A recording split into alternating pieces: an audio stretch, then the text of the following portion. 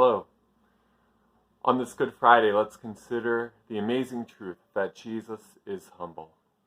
In Matthew chapter 11, verses 28 through 30 say, "Come to me, all who are weary and heavy laden, and I will give you rest. Take my yoke upon you and learn from me, for I am meek and humble in heart, and you will find rest for your soul. For my yoke is easy and my burden is light." Are you weary? Are you burdened?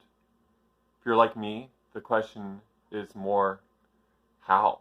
In what ways are you weary? In what ways are you burdened?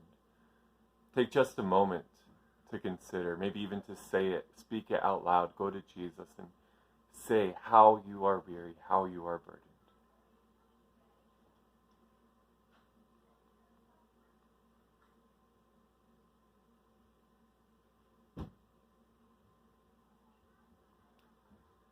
Jesus' invitation is to go to him, to find rest for your soul.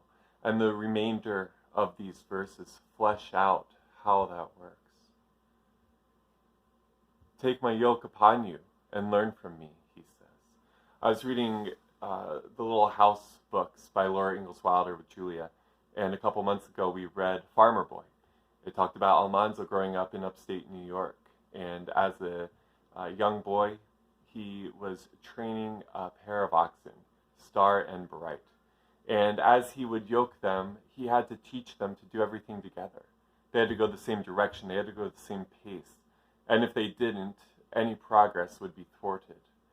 And so it is with Jesus. He invites you to be yoked to him, to go the same direction that he goes, to go at the same pace that he goes, to not get out of step with him or to try to go a different way or a different speed, and to learn from him. He is meek and humble in heart. To learn of him not just in an intellectual way, but to learn of him by experience, by doing, with action. To look to Jesus, to read of him, to study the Gospels, especially in these days. To see Jesus always having so much to do, but never in a hurry.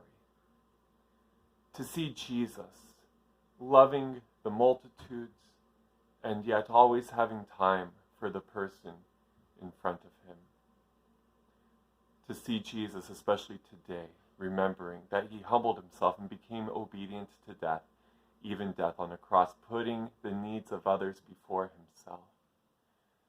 Putting your needs and my needs before his own, so that we could be forgiven by trusting in him as our Savior and our King. And as we come alongside Jesus, as we learn of him and look to him and become like him, going to him, then we will find rest for our souls. Go to him today. Allow this humble Savior to fill your vision as you go throughout today. God bless.